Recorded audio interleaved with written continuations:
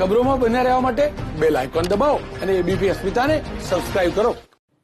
આગળ વાત કરીએ તો રાજ્યભરમાં જે વાલીઓ ફીમાં 25% વધુ રાહત મળે તે માટે લડત ચલાવી રહ્યા છે, ત્યારે અમદાવાદના શાહીબાગ વિસ્તારમાં આવેલા ફિરદોશ અમૃત સ્કૂલના વાલીઓને અલગ જ પ્રકારની ફરિયાદ છે.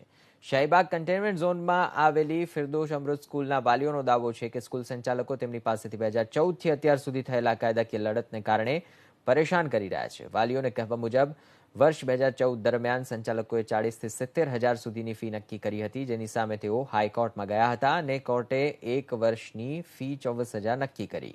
જે બાદ વાલીઓ અને સંચાલકો વચ્ચે તકરાર ચાલી રહી હતી. આ દરમિયાન વર્ષ 2017માં નિયમન સમિતિનો કાયદો અમલમાં આવ્યો, જેમાં ફી નિયમન સમિતિએ શાળાની ફી 30,000 થી 60,000 નક્કી કરી. જે બાદ પણ વાલીઓ અગાઉ વર્ષ 2014 મુજબ જ નક્કી કરવામાં આવેલ 24,000 ફી આજ દિન સુધી ભરી રહ્યા છે. જો કે અચાનક હવે સંચાલકોએ તેમની પાસેથી 2014થી અત્યાર સુધીની ફીનો તફાવત માંગતા જ વિવાદ ચગ્યો છે. કોર્ટે 24,500 રૂપિયા નક્કી કર્યા હતા એ પ્રમાણે 2014ની અંદર, અને એ પ્રમાણે અમે ફીસ ભરી નાખી છે.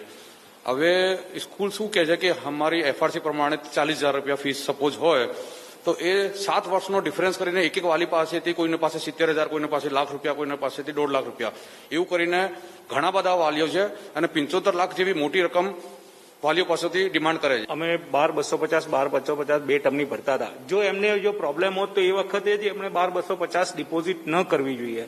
હવે એ 2014 થી 2020 6 વર્ષનો ડિફરન્સ પ્લસ અત્યારની જે ફી છે એ બધું ટોટલ લઈને એક વાલી પાસે એક્ઝામ્પલ 75,000, 70,000, 80,000 એવી અલગ અલગ ફીની આવા વાતાવરણમાં ડિમાન્ડ કરે છે. ગણિત બહુ સિમ્પલ છે. આમાં જે ફીસ કોર્ટે ડિક્લેર કરેલી છે અમે ભરીએ છીએ, જે કોર્ટે અમને ઓર્ડર આપેલો છે.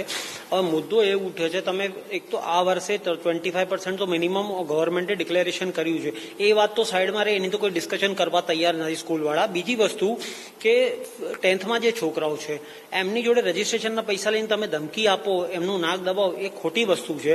અને ત્રીજી વસ્તુ ડિફરન્સ એટલે કઈ રીતે એફઆરસી આવ્યું પછી રૂલ્સ આવ્યા. એફઆરસી પહેલા કોઈ રૂલ્સ હતા જ નહીં, તો એનું ડિફરન્સ કેમનું કઈ રીતે કોઈ માંગી શકે?